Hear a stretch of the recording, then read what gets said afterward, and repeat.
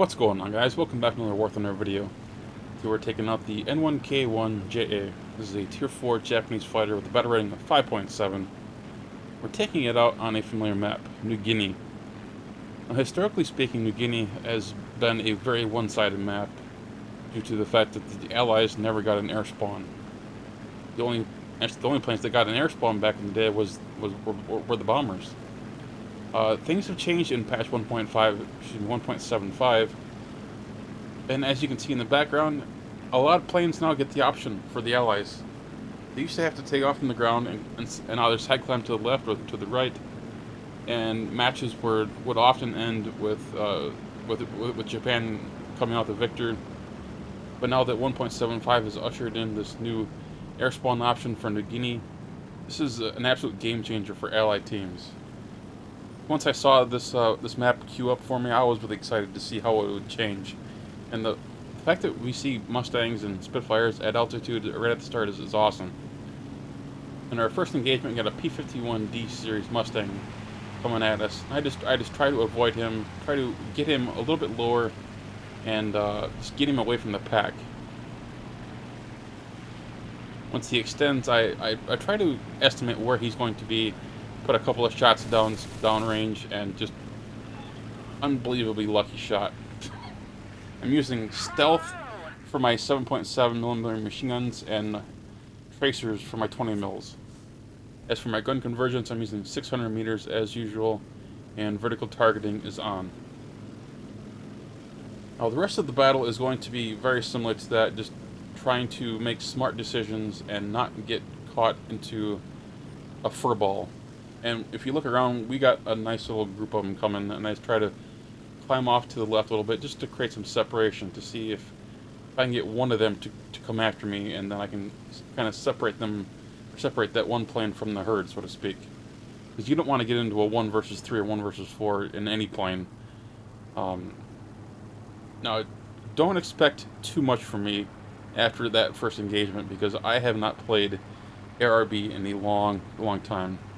I only play it probably once or twice a week at most. My aim is rusty.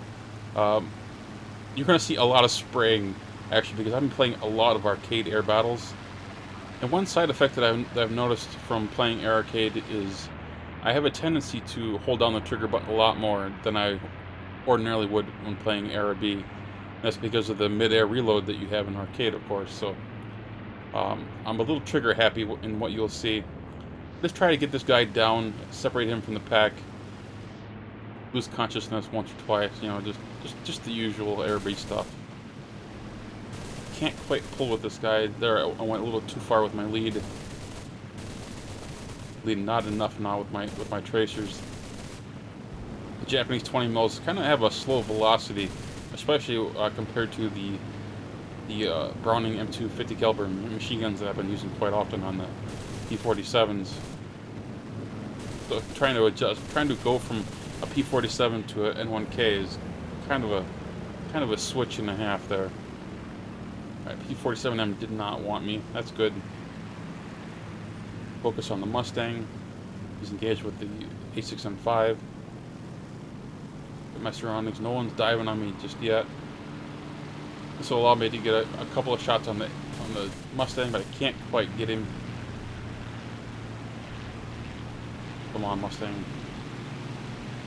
He's smart, he'll dive down. Yep, he is. I still can't hit a broadside of a barn right now, though.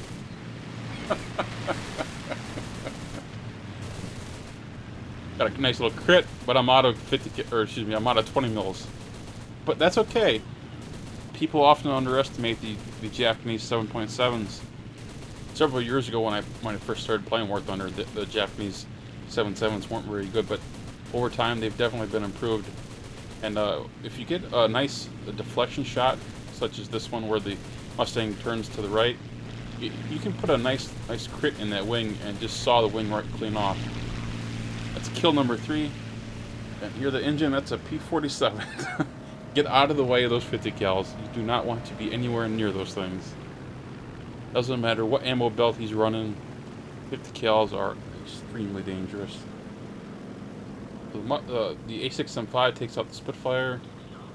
The friendly Focke-Wulf does a nosedive right into the water. Gotta be careful with those Focke-Wulfs, man. They compress pretty nastily. And it doesn't help with the rudder stiffening either. It's rough to fly the Focke-Wulfs these days. Their flight models are not as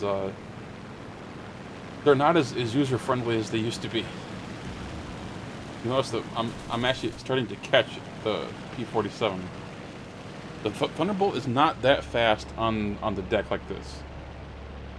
Once you give up that altitude, there's really not a whole lot you can do if you're in a Mustang or a Thunderbolt, a Corsair like this, because the N1K as well as the A6M5 are such good turn fighters, relatively speaking, especially compared to these big heavy fighters.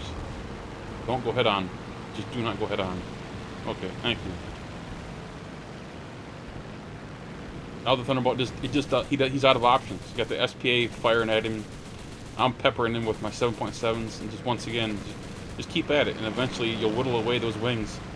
And even the Thunderbolt, as durable and as thick as those wings are on the Thunderbolt, they just can't sustain that much damage. Eventually they'll give up the ghost.